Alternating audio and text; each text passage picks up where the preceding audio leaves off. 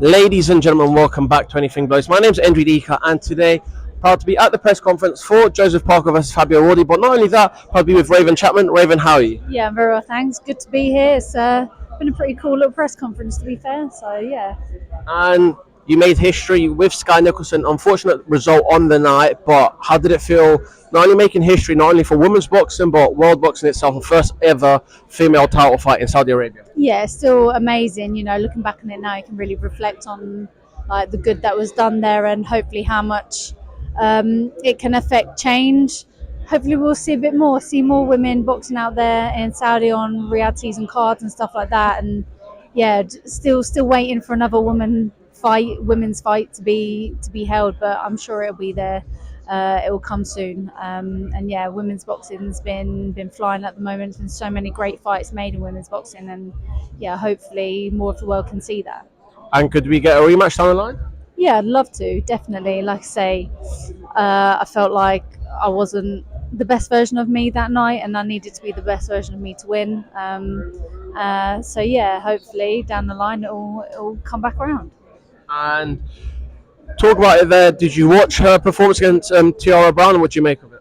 I didn't, but it's kind of it is what it is. Obviously, she's bounced back from that and she's stepped down a weight, and I understand that. But yeah.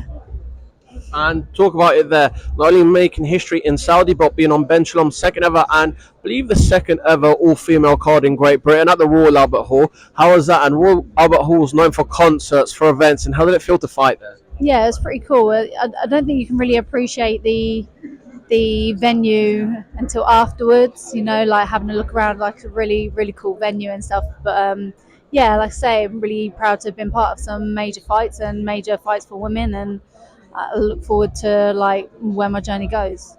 And break down that fight as well. Unsuccessful on the night as well, but carrying on in style. What did you make of that? Yeah, again, it's one of those. I don't feel like I performed the best that I could, unfortunately. And the best me, I feel like, does a lot better than I did that night. So, I can't really say anything about it. It's just one of those.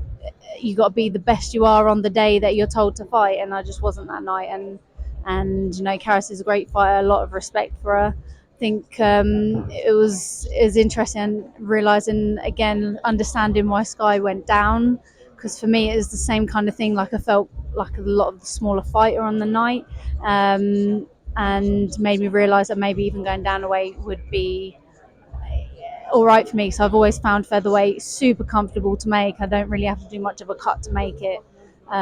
So yeah, that could be something down the line as well for me.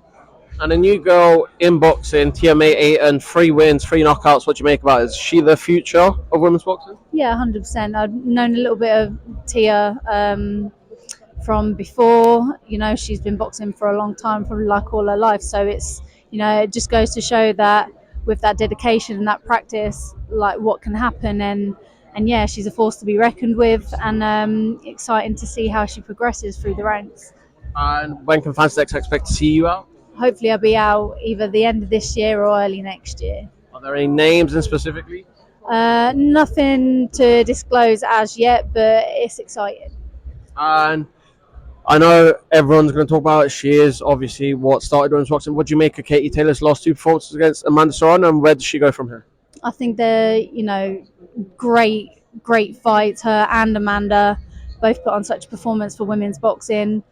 Yeah, last fight she showed that boxing skill and IQ, and yeah, I'm excited to see where she goes next. If she's going to retire, what she's going to do in boxing, and all of that. So yeah, I think they've been phenomenal for the sport. And whilst you've not been in the ring, you've been outside the ring. How does it feel commentating on WBM shows? Yeah, it's been exciting. Just another string to the bow. I really enjoy it. You still get to be around fight nights and stuff like that, and boxing's one of the things that we love talking about. So it comes quite naturally to be able to sit there and talk about boxing. I'm Raven Chapman. Just before I let you go, what's your message to your fans, everyone that supports you, and everyone that comes out to the arena and online? Yeah, just again, thanks for all that support and that belief in me. And I feel like I let them down in not being the best version of me. People that follow me they know how I am as a fighter. They know my tenacity, and I didn't feel like that really came out in my last couple of fights. And I feel like now I've had that time back, rejuvenation, like other things going on in life, and I'm back to that old me, but even more tenacious now. Ladies and gentlemen, Raven Chapman, thank you very much. All the best. Thank you.